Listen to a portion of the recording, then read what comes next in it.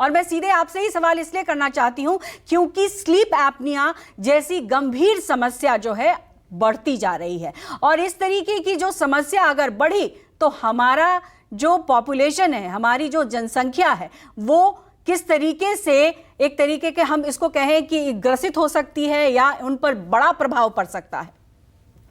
हाँ, नमस्कार पल्लू जी। पहले तो आपके माध्यम से मैं सभी दर्शकों को धन्यवाद करना चाहूंगा और नमस्कार करना चाहूंगा।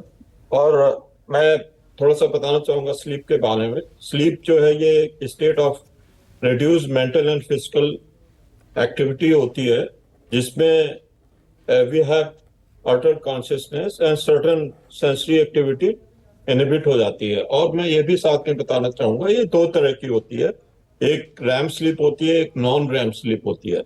नॉन रैम स्लीप में 3 स्टेज होती हैं जिनको हम N1, N2, N3 कहते हैं। और रैम जो स्टेज होती है उसमें मरीज डीप स्लीप में चला जाता है और उसमें ड्रीम्स आते हैं। तो ये कुछ चीजें होती हैं। साथ में मैं जैसे आपने बताया कि स्लीप डिसऑर्डर ब्रीदिंग या स्लीप रिलेटेड डिसऑर्डर जो होते हैं उसमें एक बहुत ही कॉमन आजकल जो देखा जा रहा है कि काफी पेशेंट को अल्टर्ड स्लीप हैबिट होती है, उसे हम ऑब्स्ट्रक्टिव स्लीप एपनिया कहते हैं। इस बीमारी में क्या होता है कि अपर जो रेस्पिरेटरी ट्रैक होता है वो कोलैप्स हो जाता है। जब पेशेंट नींद में होता है तो उसकी टंग फॉल बैक कर जाती है और वो अपर रेस्पिरेटरी ट्रैक को ब्लॉक कर देती है, जिसके कारण अपनिया हो जाते हैं और सिजेशन ऑफ ब्रीदिंग हो जाता है। और सम टाइम पेशेंट को एकदम से sudden all of sudden patient की नींद भी खुल जाती है इसके कारण। और एक ये बीमारी जो है आजकल काफी हो रही है उन लोगों में जो मोटे लोग होते हैं। जैसे हम लोग ओपीडी में बैठे तो हम लोगों ने देखा है कि कई पेशेंट ऐसे आते हैं जो मोटे होते हैं, कंप्लेन करते हैं कि उनको रात में खर्राटे आते हैं। उनके जो फैमिली मेंबर्स हैं वो कंप्लेन करते हैं ये इतनी खर्राटे करते हैं कि दूसरों की नींद भी डिस्टर्ब होती है।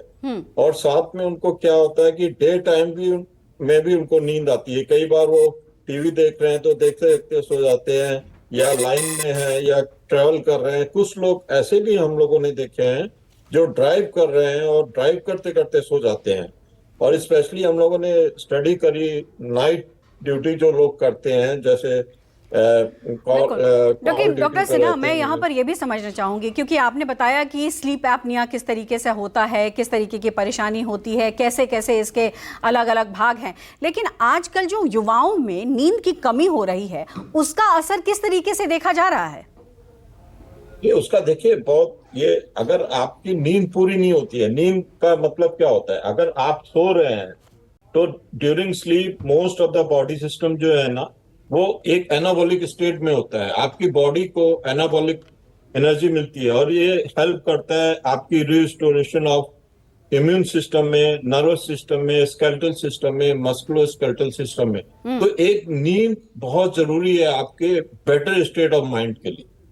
और जिन लोगों में देखा गया है प्रॉपर नींद नहीं लेते हैं उनको बहुत साइड इफेक्ट होते हैं। डे टाइम स्लीपीनेस रहते हैं, इरिटेशन हो जाता है, हाइपरटेंशन हो सकता है। इसके कारण और भी बीमारियां जैसे डायबिटीज हैं। इन सब चीजों में हमें बहुत ही अलर्ट रहना चाहिए और टाइमली स्लीप करना चाहिए। साथ में मैं बता रहा था, एक तो थोड़ा सा और मैं बताना चाहूंगा ऑब्स्ट्रक्टिव स्लीप एपनिया के बारे में कि हम कैसे इसको डायग्नोस करते हैं। तो जिन लोगों में इस तरह की बीमारी के सिम्टम्स होते हैं, जैसा मैंने बताया कि डे टाइम स्लीपिंगनेस, काफी स्नोरिंग करते हैं, रात में खर्राटे करते हैं। और इन पेशेंट में क्या होता है धीरे धीरे इसके साइड इफेक्ट जैसे ओबेसिटी, हाइपरटेंशन, डायबिटीज और हार्ट फेलियर, हार्ट की और बीमारियां भी इसके कारण हो जाती हैं। तो ऐसे मरीजों को हम स्क्रीन करते हैं। हम क्या करते हैं कि उनकी स्क्रीनिंग करते हैं। 2 तरह के क्वेश्चनेयर होते हैं, मॉडिफाइड बर्लिन क्वेश्चनेयर और ESS स्टॉप बैंक क्वेश्चनेयर। तो इन क्वेश्चनेयर को पूछ के एक बार कंफर्म कर लेते हैं कि ये चीज है, देन हम लोग ओवरनाइट पॉलीसोमनोग्राफी या स्लीप स्टडी करते हैं और वो लैब में करते हैं। टाइप 1 स्टडी होती है, उसको हम लोग पॉलीसोमनोग्राफी लैब में करते हैं।